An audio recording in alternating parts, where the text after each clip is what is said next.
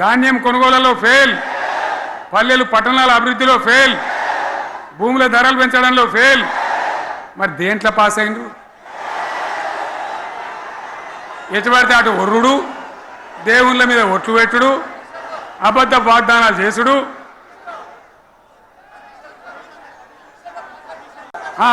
Commission అట 20-30% కమిషన్లు తీసుకున్నాడు, సంచులు నింపుడు, సంచులు మోసుడు. అంతేనా? కరెక్టేనా ఈ మాట అన్నా? కరెక్టేనా? నేను చెప్పి అన్ని ఫెయిల్ అయిందా ఈ ప్రభుత్వం? నిజమైతే ఒకసారి చేతులు లేవటరు దయచేసి. స్టేజ్ మీద లేవటరా? ఫెయిల్ అయినా? ఈ మాట 20% 30% కమిషన్లని నేను అంటలేను. ఎవరన్నారు? స్వయంగా ఆర్థిక మంత్రి ఛాంబర్కు పోయి 200 మంది కాంట్రాక్టర్లు వాళ్ళు లొల్లిపెట్టి మమ్మల్ని 20-30% కమిషన్ అడుగుతుండ్రు, ఇది ఏమన్యాయం అని చెప్పి సెక్రటేరియట్లో చెప్పిన మాట నేను చెప్తా ఉన్నా. ఈ విధంగా మాజీ సర్పంచులు పాపం వాళ్ళు పనిచేసిన మా బిల్లులు ఇవ్వమనంటే వాళ్ళ గోస ఉచ్చుకుంటా ఉన్నారు. వాళ్ళేం పాపం చేసిండ్రు? ఈ విధంగా ఘోరం. ఇంకా ఈ అందానికి ఏం మాట్లాడతారు? కేసీఆర్ నువ్వు రా అసెంబ్లీకి, నీ కాయగూరు ముచ్చట్లు తింటానికా? పిల్లలు అడిగితేనే మీరు జవాబు చెప్తలేరు.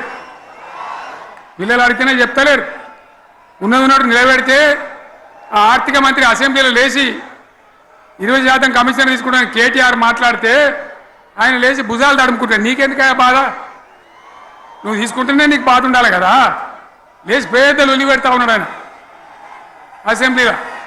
ఈ విధంగా చాలా గందరగోళంగా అవివేకంతో అజ్ఞానంతో చాలా ఘోరం చేసి అడ్డమైన మాటలని చెప్పింది. దాంతో మనం కూడా గోల్మాలైపోయినాం. తీర్థం పోదాం తిమ్మక్క అంటే వాడు గుల్లే, మనం సల్లే. ఆ గతికి తెచ్చింది ఇలా ప్రజల గతి.